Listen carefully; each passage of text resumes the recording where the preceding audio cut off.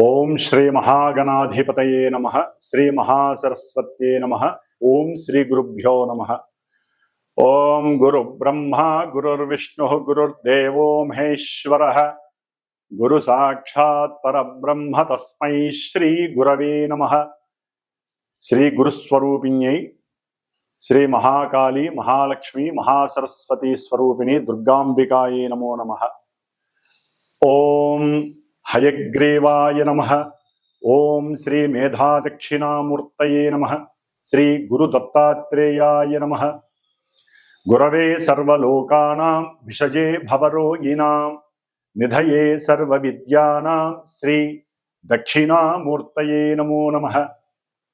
శ్రీ దక్షిణామూర్తి వారికి అట్లాగే గురు సమానులైనటువంటి పీఠాధిపతులకి అందరికీ కూడా పాదాభివందనం చేస్తూ పాదాలకి నమస్కారం చేస్తూ ఈ యొక్క కర్కాటక రాశిలోకి సూర్యుడు ప్రవేశించినటువంటి రోజు నుంచి 6 నెలల కాలము దక్షిణాయన పుణ్యకాలం ఉంటుంది. ఈ దక్షిణాయనంలోనే మనకి చక్కగా మానవుడు మోక్షాన్ని పొందటానికి జ్ఞానాన్ని ఆర్జించటానికి కావలసినటువంటి అమితమైనటువంటి జ్ఞాన సంపద పూజల ద్వారా వ్రతాల ద్వారా హోమాల ద్వారా ఎన్నో రకాలైనటువంటి దైవ పూజల ద్వారా చేసుకునే అదృష్టము కలిగే అవకాశం ఉంటుంది.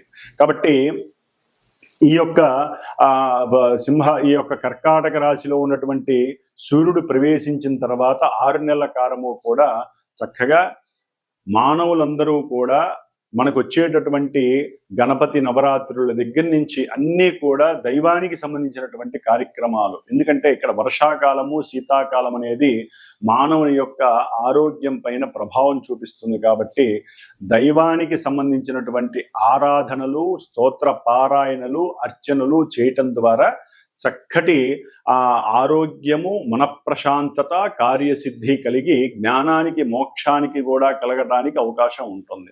కాబట్టి మనకి ఈ యొక్క జూలై 16వ తేదీ నుండి ఆగస్టు 17వ తేదీ వరకు కూడా సూర్యుడు కర్కాటక రాశిలోకి ప్రవేశించే సమయంలో ప్రవేశించిన రోజు నుంచి ఈ నెల కాలము కూడా మేషాది మీనరాశి పర్యంతం ఉన్నటువంటి 12 రాశుల వారికి అట్లాగే ఆ రాశుల్లో ఉన్నటువంటి నక్షత్రాలు 27 నక్షత్రాల వారికి అవి ఈ రెండు తెలియనటువంటి నామ నక్షత్ర జాతకులకి ఏ విధంగా ఉంటుందో తెలుసుకునే ప్రయత్నంలో ముఖ్యంగా వినేటటువంటి శ్రోతలు ఒకరు గుర్తుంచుకోవాలి.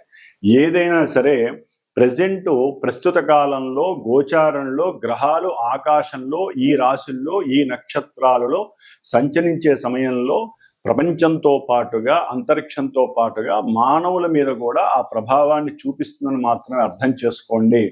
జన్మజాతకంలో ఉన్నటువంటి ఆ గ్రహాల యొక్క స్థితిగతులు అట్లాగే అంతర్దశల రీత్యా వారికి జరిగేటటువంటి ఈవెంట్స్ ప్రెజెంట్ గోచారంలో గ్రహస్థితులు ఏ విధంగా నిర్ణయిస్తాయో మాత్రమే తెలియజేస్తుంది. కానీ చాలా మందికి తెలియక ఈ యొక్క రాశి లేకపోతే నాది నక్షత్రము మరి మాకు చెప్పినవి జరగట్లేదు, లేకపోతే మీరు చెప్పినట్టుగా మాకు నెగిటివ్ జరగట్లేదు పాజిటివ్ జరుగుతోంది, పాజిటివ్ జరగట్లేదు నెగిటివ్ జరుగుతుంది అంటున్నారు.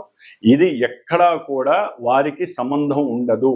జస్ట్ ఆ యొక్క కిరణాలు వారి మీద పడి కొంతవరకు ప్రభావాన్ని చూపిస్తాయే తప్ప ప్రత్యేకించి మొత్తము కూడా మేము చెప్పిన విధంగానే జరుగుతుంది అని ఎక్కడా కూడా శాస్త్ర నిర్ణయం లేదు. గోచార ఫలితాలు అంటే జస్ట్ మనం జాగ్రత్త పడటానికి ఈ నెలలో ఈ గ్రహాలు ఇక్కడ ఉన్నాయి కాబట్టి పాపగ్రహాలు ఈ విధంగా పాపస్థానాలలో ఉంటే మనం దానాలు ధర్మాదులు జపాలు లేకపోతే అవతల వాళ్ళకి ఏదైనా దాన ధర్మాదుల రూపంలో లేకపోతే స్తోత్రాలు శ్లోకాలు పూజలు చేయించుకోవడం ద్వారా కొంత ఉపశమనం మాత్రమే లభిస్తుంది. ఇది గుర్తుంచుకొని ఈ యొక్క రాశి ఫలితాలను విని ధైర్యాన్ని తెచ్చుకొని ఏ విధంగా ఉండాలో ఆలోచించే మార్గమే ఈ యొక్క గోచార ఫలితాలు మాత్రమే.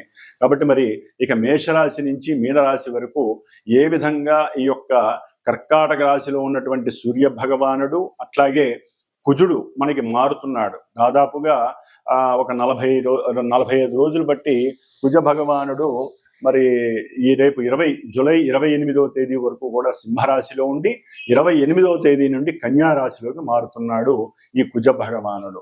అట్లాగే మనకి బుధుడు, ఈ యొక్క బుధుడు మనకి జూలై 18వ తేదీన ఉన్నటువంటి ఆశ్లేష నక్షత్రంలో ఉండి కర్కాటక రాశిలో వక్రత్వం చెందుతున్నాడు దాదాపుగా ఆగస్టు 11వ తేదీ వరకు కూడా. కాబట్టి ఆయన ఇచ్చే ఫలితాల్లో కొంత తారతమ్యం కలిగే అవకాశం ఉంటుంది. అట్లాగే ముఖ్యంగా మనకి ఉన్నటువంటి మాస ఫలితాల్లో శుక్రుడు కూడా, ఈ శుక్రుడు చక్కగా ప్రస్తుతానికి తన యొక్క స్వక్షేత్రమైనటువంటి వృషభ రాశిలో ఉంటూ ఎంతో ఆనందాన్ని పంచుతున్నాడు. ఈ నెల అంటే జూలై 26వ తేదీ నుండి ఆగస్టు 21వ తేదీ వరకు కూడా మిత్రక్షేత్రమైనటువంటి మిథున రాశిలోకి మారతాడు. కాబట్టి ఈ యొక్క 17వ తేదీ ఆగస్టు వరకు కూడా కొన్ని గ్రహాల యొక్క మార్పుల వలన కూడా ఎన్నో రకాలైనటువంటి సంస్కారాలు జరిగే అవకాశం ఉంటుంది.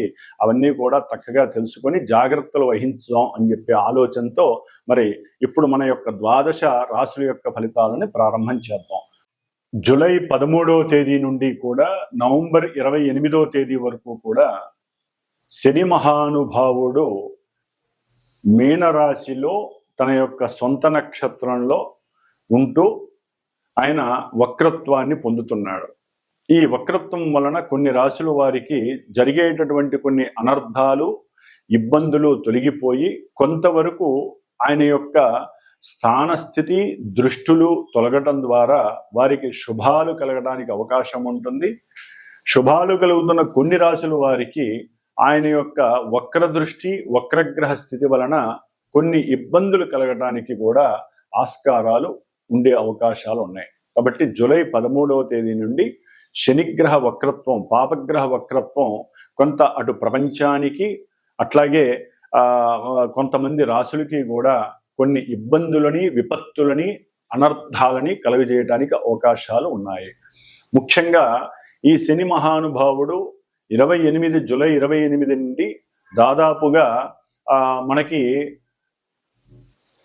కుజుడు సెప్టెంబర్ 13వ తేదీ వరకు కూడా కన్యా రాశిలో ఉండటం ద్వారా ఈ రెండిటికి కూడా సమసప్తమగ దృష్టి, కుజుడు శని కుజుడిని చూడటం ద్వారా ఎన్నో రకాలైనటువంటి ఉపద్రవాలు కలగటానికి అవకాశాలు ఉన్నాయి. ముఖ్యంగా మనకి దగ్గరలో ఉన్నటువంటి ఆంధ్రప్రదేశ్ లాంటి రాష్ట్రాలలో ఎన్నో ఇబ్బందులు కలగటానికి ఆస్కారాలు ఎక్కువగా ఉన్నాయి. ప్రపంచంలో కూడా కొన్ని బీభత్సాలు, వరదలు, ఉప్పెనలు, అట్లాగే కొన్ని అగ్నిపర్వతాలు బద్దలవ్వటం, లావా వలన కొంత జన నష్టము, ఇట్లా ఎన్నో రకాలైనటువంటి సమస్యలు అయితే ఉండటానికి అవకాశాలు ఎక్కువగా ఉన్నాయి.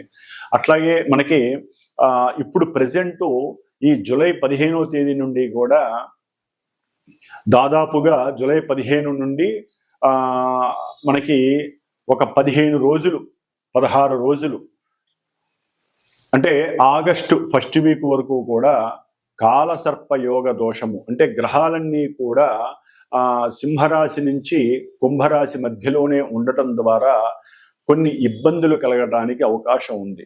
అంటే మీకు సింహరాశి నుంచి దాదాపుగా కుంభరాశి వరకు ఏ గ్రహము కూడా ఆ యొక్క రాశిలో లేకపోవటం వలన కొన్ని రాశుల వారికి ఈ భావాలలో గ్రహాలు ఏదీ లేకపోవటం వలన ఆ గ్రహాలు ఇచ్చేటటువంటి భావాలు దెబ్బతినే అవకాశం ఉంటుంది. కాబట్టి అందరూ కూడా సుబ్రహ్మణ్యేశ్వర స్వామి వారి యొక్క ఆరాధనని మాత్రం మర్చిపోకుండా చేసుకోవటం ద్వారా కొన్ని ఉపద్రవాలని, ఇబ్బందుల్ని తొలగించుకునే అవకాశం ఉంటుంది. అట్లాగే దాదాపుగా 41 రోజులు మా యొక్క శ్రీమాత జ్యోతిషాలయ పీఠంలో నా ద్వారా నేను చేస్తున్నటువంటి ఈ యొక్క సుబ్రహ్మణ్యేశ్వర స్వామి వారి యొక్క పూజలు, కుజరాహు కేతువుల యొక్క దోష పూజలు దాదాపుగా 30 రోజులు పూర్తయి ఈ యొక్క జూలై 20వ తేదీన హైదరాబాద్లో మా పీఠంలో సుబ్రహ్మణ్య పాశుపత హోమంగా నవగ్రహ హోమము, లక్ష్మీ గణపతి హోమము, అంటే ఈ గ్రహాల యొక్క అనుసంధానంతో ఎవరైతే కొంతమంది యొక్క నక్షత్రాలు, రాశులు, దశాంతర్దశలు జరుగుతున్నాయో వీరికి సంబంధించినటువంటి పూజలు జరుగుతున్నాయి. వారికి హోమం కూడా జూలై 20వ తేదీన నిర్వహించడం జరుగుతుంది ఉదయం పూట. కాబట్టి ఆసక్తి ఉన్నవాళ్ళు, ఇబ్బంది లేకుండా ఉన్నటువంటి వారు చక్కగా నాకు గనక కాల్ చేసినట్లయితే వారికి కూడా వారి యొక్క గోత్రనామాదులు, నక్షత్రాలు చెప్పి వారికి ఉన్న ఇబ్బందుల్ని తొలగించడానికి, స్వామివారి యొక్క అనుగ్రహం కలిగేలాగా నా వంతు ప్రయత్నం చేయటానికి నేను సిద్ధంగా ఉన్నాను. కాబట్టి ఎవరైనా సరే చేయించుకోలేనటువంటి వారు వారి ఇంట్లో కానీ దేవాలయాల్లో కానీ చక్కగా సుబ్రహ్మణ్యేశ్వర స్వామిని మాత్రం ఈ యొక్క ఆగస్టు 2-3 తారీఖుల వరకు కూడా ఆయన ఆరాధన చేసుకోవడం ఉత్తమం, పరమోత్తమంగా భావించి ఓం దుర్గా గణపతయే నమః, ఓం స్కంద గణపతయే నమః అనేటటువంటి ఆ మంత్రాన్ని గనక జపిస్తూ ఉంటే ఆ రాశుల వారికి ఇబ్బందులు కలగకుండా ఉంటాయి. సింహరాశి. సింహరాశి వారికి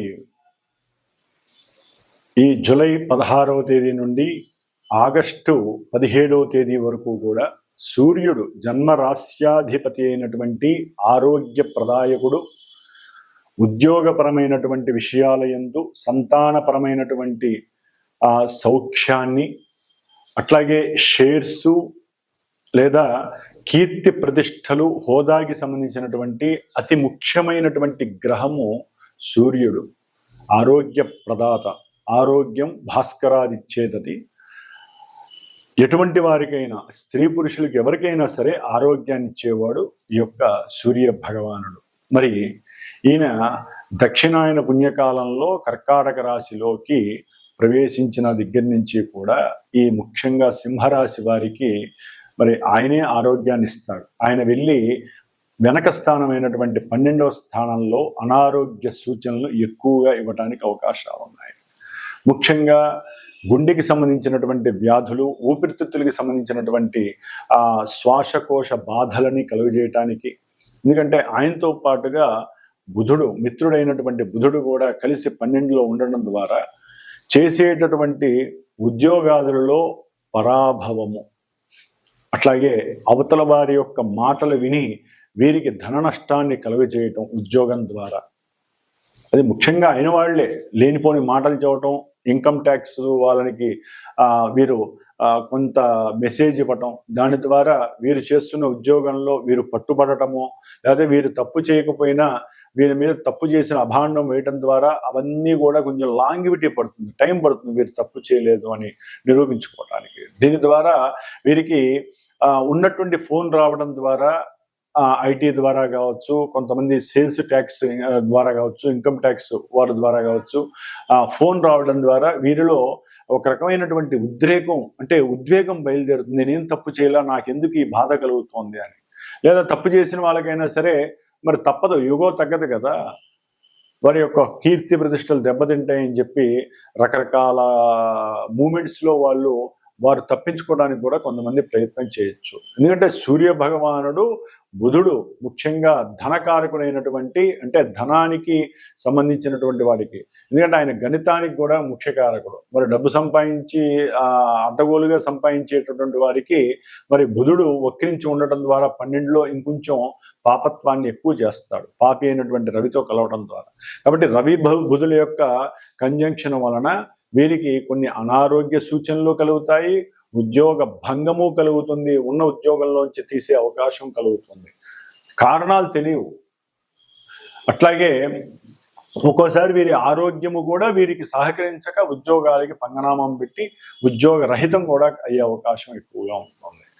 సంతానంతో కుటుంబంలో, గృహంలో విభేదాలు, తల్లితో ఎవరైతే ఈ సింహరాశి వారు ఉన్నారో తల్లితో కాస్త పరుషంగా మాట్లాడడం, ఆ మాటల ద్వారా వీరికి వచ్చేటటువంటి కొంతమందికి అయితే కనుక స్థిర చరాస్తుల విషయంలో కొన్ని కోల్పోతారు.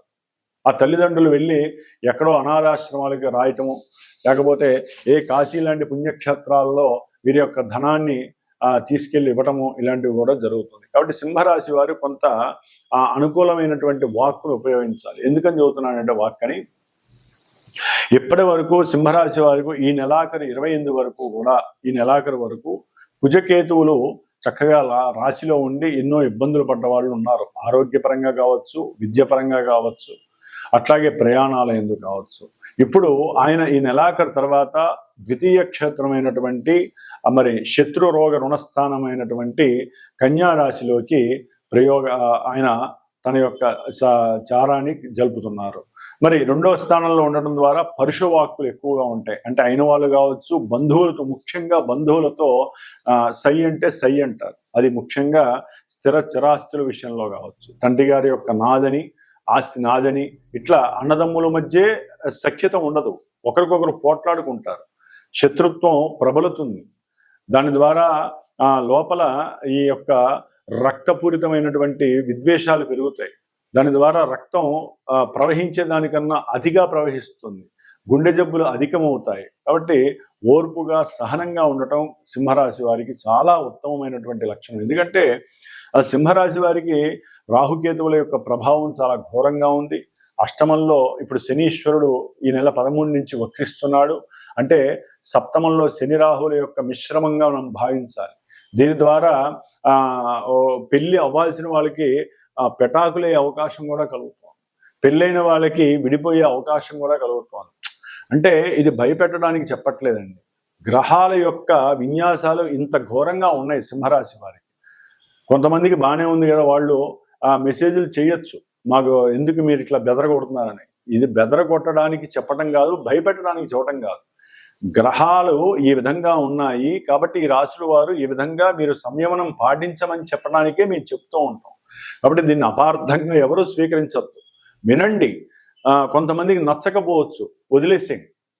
దానికోసం మీరు అనవసరంగా మీ సమయాన్ని కేటాయించటం, కామెంట్స్ రూపంలో రాయటం, లేకపోతే ఫోన్లు చేసి ఎవరితోనైనా మాలాంటి గురువులతో మాట్లాడటం, ఇలాంటివి దయచేసి చేయకండి.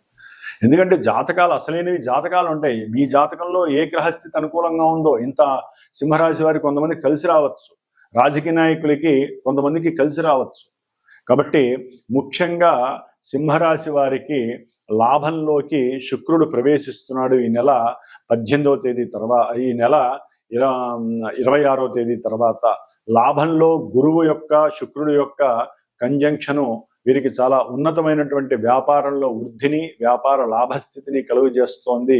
ఏదైనా భార్య యొక్క పేరు మీద కానీ భర్త యొక్క పేరు మీద కానీ ఉన్నటువంటి ఆస్తులు ఏదైతే ఉన్నాయో వాటి యొక్క అమ్మకాలలో లేటు జరుగుతున్నట్లయితే అవన్నీ కూడా అమ్మకాలు ఏదో రకంగా వెళ్ళిపోతే చాలని చెప్పి అమ్మేసేసి చక్కటి లాభం కలుగుతోంది. దాని ద్వారా వీరు వ్యాపార సమాలోచనలు జరిపి వ్యాపారంలో దాన్ని పెట్టుబడిగా పెట్టే అవకాశం ఉంటుంది. ఆకస్మికంగా ఏదో రూపకంగా ఒక స్త్రీ వలన వీరికి సింహరాశి వారికి కాస్త ధనలాభం కలుగుతోంది, వ్యాపార లాభం కూడా కలిగే అవకాశం అధికంగా కనబడుతోంది.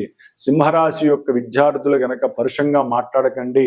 రాసేటటువంటి ఎగ్జామ్స్లో లేకపోతే మీరు రాసే దాంట్లో పేపర్ అందించడం, లేకపోతే అవతల వ్యక్తులకు మీరు చెప్పడం, వారు చెప్తే మీరు రాయటం, ఇలాంటివి చేయకండి. పట్టుబడి మీరు రాసేటటువంటి ఎగ్జామ్స్ ఫెయిల్ అయ్యే అవకాశం ఉంటుంది. ఎంత కష్టపడి రాసినా కూడా అవన్నీ కూడా ఫలించకపోవచ్చు. ముఖ్యంగా కొన్ని ఆకస్మిక ప్రమాదాలు జరిగే అవకాశం సింహరాశి వారికి కనిపిస్తోంది. కంపల్సరీ ఈ యొక్క నెల రోజులు కూడా మీరు హనుమంతుడు వారి యొక్క పాదాలను పట్టుకున్నట్టుగా భావించి హనుమాన్ చాలీసా చదవడం ద్వారా చాలా వరకు శ్రేయస్కరం. అట్లాగే ముఖ్యంగా ఈ యొక్క సింహరాశి వారికి ఈ నెల 20వ తేదీన మరి ఆల్రెడీ 41 రోజులు సుబ్రహ్మణ్యేశ్వర స్వామి యొక్క పూజలు జరుపుతున్నాము. అట్లాగే 6 క్షేత్ర దర్శనాలు అయినాయి స్వామివారివి. కాబట్టి సింహరాశి వారి కోసం ముఖ్యంగా కొన్ని రాశుల వారికి ఆల్రెడీ చెప్పి ఉన్నాను నేను. వారు తప్పకుండా సింహరాశి వారైతే కనుక ఈ రాహుకేతువుల యొక్క బెడద నుంచి తప్పించుకోవడానికి సుబ్రహ్మణ్య పాశుపత హోమము ఈ నెల జూలై 20వ తేదీన ఆచరిస్తున్నాను నేను. కాబట్టి దానికి మీ గోత్రనామాదులు ఎవరైనా సరే ఉన్నట్లయితే కనుక మీ యొక్క ఏదైతే దోషము లోపము ఉంటుందో దాన్ని చక్కగా తెలియజేయండి. దాని ప్రకారం హోమం చేస్తాం, వచ్చేవాళ్ళు చక్కగా రావచ్చు హోమానికి. కాబట్టి ఏదేమైనప్పటికీ కూడా వీరికి గురు శుక్రులు లాభంలో ఉండటం ద్వారా చక్కటి ధనలాభము, స్త్రీ లాభము, వివాహ లాభము, వివాహానికి సంబంధించినటువంటి మాట ముచ్చట్లు జరగటము, అట్లాగే భార్యాభర్తలు ఎన్ని గొడవలు ఉన్నా సరే కాస్త ఏదైనా దగ్గర ప్రదేశాలకి వినోద యాత్రలకు వెళ్ళే అవకాశము, అట్లాగే అన్నదమ్ముల వలన కాస్త అంత లాభము కలగడానికి అవకాశం ఉంటుంది. గురు శుక్రులు లాభంలో ఉన్నటువంటి ఈ సింహరాశి వారికి ఏదో రూపకంగా మంచి ధన లాభం అయితే, కీర్తి లాభం అయితే కలుగుతోందని చెప్పచ్చు. సంతాన సౌఖ్యము లాభము కూడా కలుగుతోంది. కాబట్టి సింహరాశి వారు ఎన్ని ఇబ్బందులు ఉన్నా కూడా గురు శుక్రుడు మిమ్మల్ని కాపాడుతున్నారనే చెప్పుకోవచ్చు. ఏదైనా మనసులో కోరుకుంటే అది నెరవేరేటటువంటి సమయం కూడా ఈ నెలాఖరు 25వ తారీఖు తర్వాత మీకు లభిస్తుందని చెప్పుకోవచ్చు. ఓం నవగ్రహ దేవతాయే నమో నమః. పూర్వము ఒక 30 days ముందు మనం చెప్పుకున్నటువంటి కొన్ని రాసుల వారు అనగా మేషము, అట్లాగే వృషభము, కర్కాటకము, సింహము, కన్య, వృశ్చికము, మకరము, కుంభము ఈ రాసుల వారు, అట్లాగే కుజ మహర్దశ, కేతు రాహు అంతర్దశలు మహర్దశలు జరుగుతున్నవాడు, కుజ నక్షత్రాలైనటువంటి మృగశిర, అట్లాగే మృగశిర, చిత్త, ధనిష్ట నక్షత్ర జాతకులు, ఆరుద్ర, స్వాతి, శతభిష రాహుగ్రహ నక్షత్ర జాతకులు, అశ్విని, మఖ, మూల కేతు నక్షత్ర జాతకులు వీరందరికీ కూడా కుజ రాహు కేతువుల యొక్క సంయోగము సమ్మేళనం వలన కాలసర్ప యోగ దోషాలు, కుజదోషాలు, ఎన్నో వివాహ ఆటంకాలు, గర్భ విచ్ఛిన్న దోషాలు, రాహుకేతువుల యొక్క సర్పగ్రహ బాధలు తొలగిపోవటానికి మరి హైదరాబాద్లో శ్రీమాత జ్యోతిషాలయ పీఠంలో నా చేత ఆల్రెడీ జరుగుతున్నాయి. ఈ గ్రహాలకి జపములు, సర్ప సూక్త జపము, అట్లాగే స్వామివారు సుబ్రహ్మణ్య క్షేత్ర దర్శనాలు కూడా అయిపోయినాయి. 6 క్షేత్ర దర్శనాలు. ఇప్పుడు ఈ నెల జూలై 20వ తేదీన కృత్తికా నక్షత్రము ఆదివారం రోజున హైదరాబాద్లో చివరగా శాంత్యర్థమై సుబ్రహ్మణ్య పాశుపత హోమం జరుగుతోంది. దీంట్లోనే గణపతి, లక్ష్మీ గణపతి, నవగ్రహ నక్షత్ర సహితముగా సర్పసూక్త, మన్యుసూక్త సహితంగా సుబ్రహ్మణ్య పాశుపత హోమం జరుగుతోంది. కాబట్టి ఎవరైనా ఈ ఇబ్బందులు ఎవరైతే పడుతున్నారో వారు నాకు గనక ఫోన్ చేసి సంప్రదించినట్లయితే హోమానికి చాలా తక్కువ స్వల్ప దక్షిణతో ఆ యొక్క సుబ్రహ్మణ్య అనుగ్రహాన్ని పొందే అవకాశము స్వీకరిస్తారని ఈ యొక్క మెసేజ్ చేయడం జరుగుతోంది. ఓం శరవణ భవాయ నమః.